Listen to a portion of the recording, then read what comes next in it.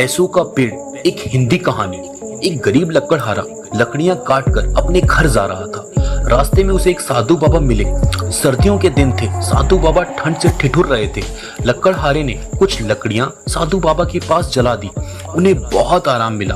खुश होकर उन्होंने लकड़हारे को एक अंगूठी दी।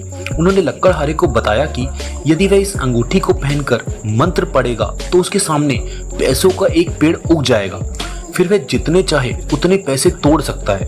उन्होंने लकड़हारे को एक मंत्र भी बताया। पेड़ उगाने के लिए वह मंत्र पढ़ना जरूरी था।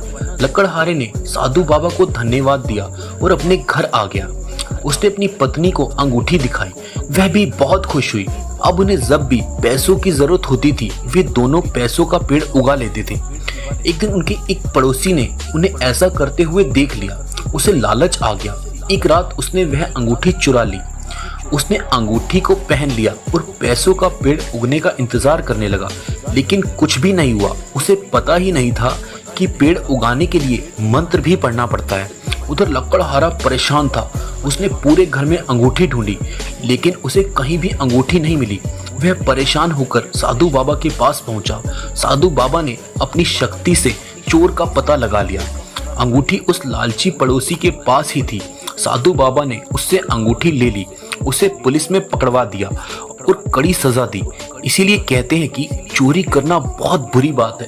दोस्तों, इस कहानी से हमें यह शिक्षा मिलती है कि हमें कोई भी चीज अगर लेनी है तो अपनी मेहनत से, अपनी ईमानदारी से और अपने काम से हासिल करनी चाहिए।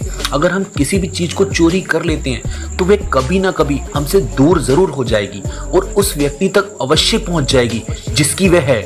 दोस्तों, इस कहानी का कौन सा पार्ट आपके दिल को छू गया, कमेंट सेक्शन में जरूर लिखकर बताना। और अगर कहानी आपको अच्छी लगी हो तो इसे लाइक करके अपने 5 दोस्तों के साथ शेयर जरूर कर दीजिए। और इसी तरह की और कहानियां सुनने के लिए आप हमारे चैनल को सब्सक्राइब करके साथ में लगे बेल आइकन को जरूर दबा लीजिए।